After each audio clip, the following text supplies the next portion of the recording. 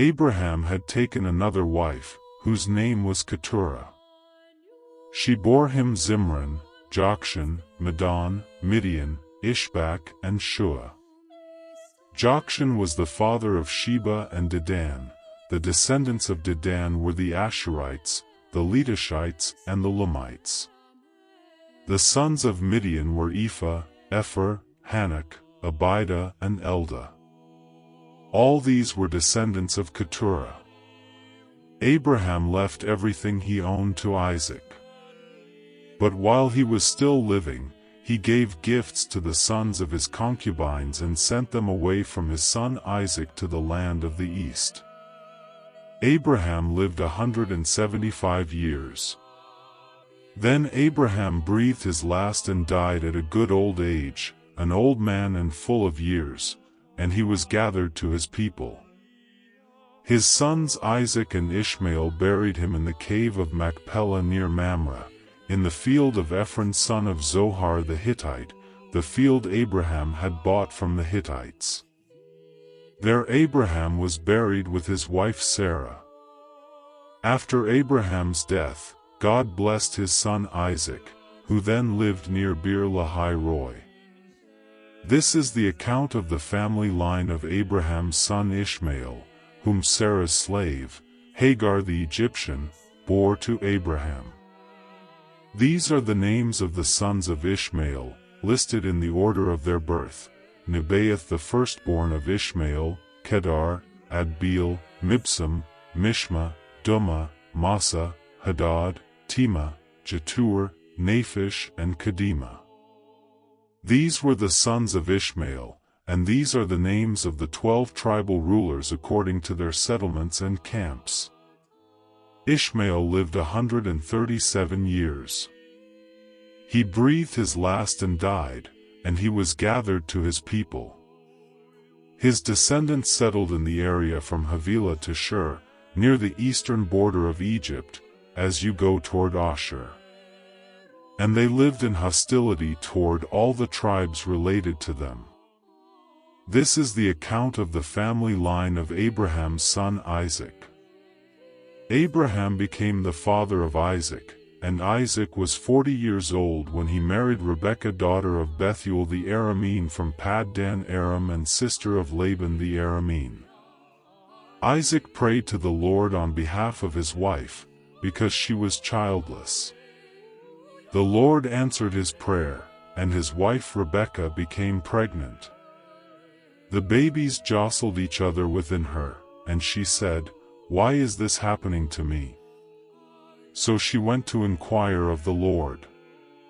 The Lord said to her, "2 nations are in your womb, and 2 peoples from within you will be separated.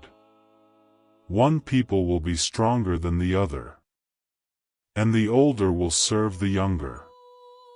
When the time came for her to give birth, there were twin boys in her womb. The first to come out was red, and his whole body was like a hairy garment, so they named him Esau.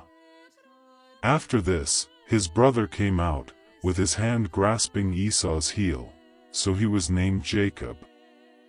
Isaac was 60 years old when Rebekah gave birth to them. The boys grew up, and Esau became a skillful hunter, a man of the open country, while Jacob was content to stay at home among the tents. Isaac, who had a taste for wild game, loved Esau, but Rebekah loved Jacob. Once when Jacob was cooking some stew, Esau came in from the open country, famished. He said to Jacob, "Quick, let me have some of that red stew. I'm famished." That is why he was also called Edom. Jacob replied, "First sell me your birthright."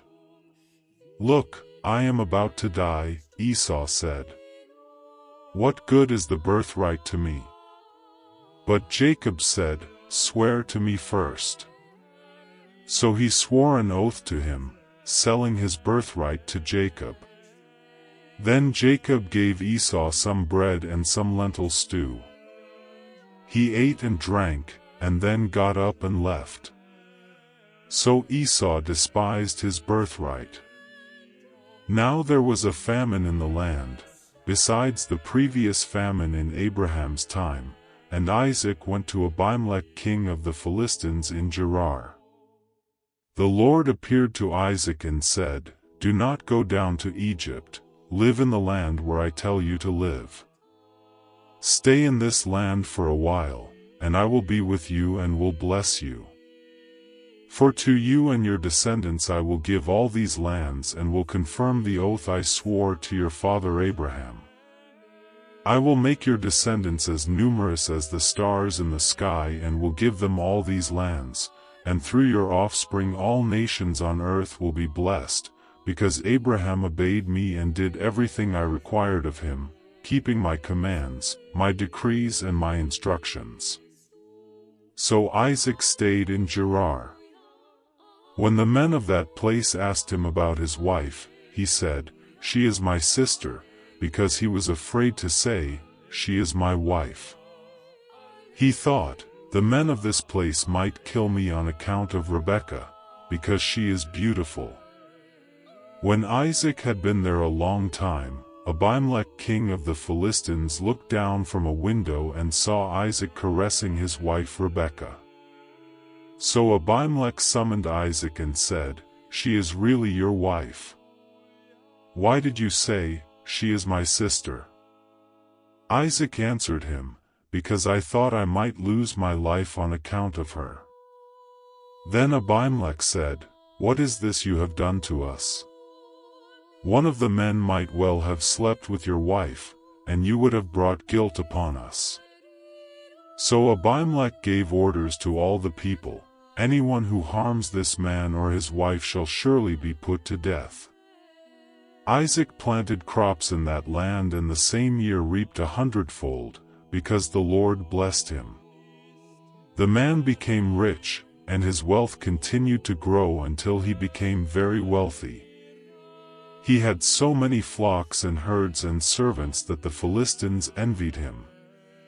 So all the wells that his father's servants had dug in the time of his father Abraham, the Philistines stopped up, filling them with earth. Then Abimelek said to Isaac, "Move away from us, you have become too powerful for us." So Isaac moved away from there and encamped in the valley of Gerar, where he settled. Isaac reopened the wells that had been dug in the time of his father Abraham, which the Philistines had stopped up after Abraham died, and he gave them the same names his father had given them. Isaac's servants dug in the valley and discovered a well of fresh water there. But the herders of Gerar quarreled with those of Isaac and said, "The water is ours." So he named the well Esek, because they disputed with him. Then they dug another well, but they quarreled over that one also, so he named it Sitnah. He moved on from there and dug another well, and no one quarreled over it. He named it Rehoboth, saying, "Now the Lord has given us room and we will flourish in the land." From there he went up to Beersheba. That night the Lord appeared to him and said, "I am the God of your father Abraham.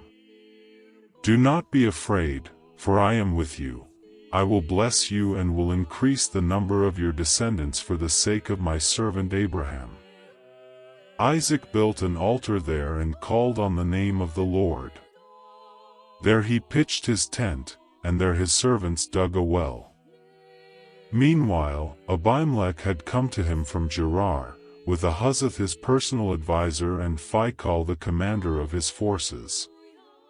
Isaac asked them, "Why have you come to me, since you were hostile to me and sent me away?" They answered, "We saw clearly that the Lord was with you, so we said, there ought to be a sworn agreement between us and you. Let us make a treaty with you that you will do us no harm, just as we did not harm you but always treated you well and sent you away peacefully. And now you are blessed by the Lord." Isaac then made a feast for them, and they ate and drank.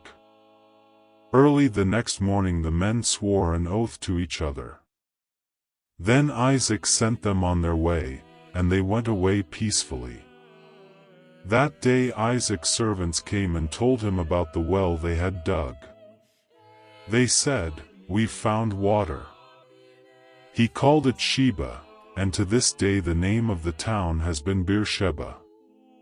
When Esau was 40 years old, he married Judith daughter of Beeri the Hittite, and also Basemath daughter of Elon the Hittite. They were a source of grief to Isaac and Rebekah.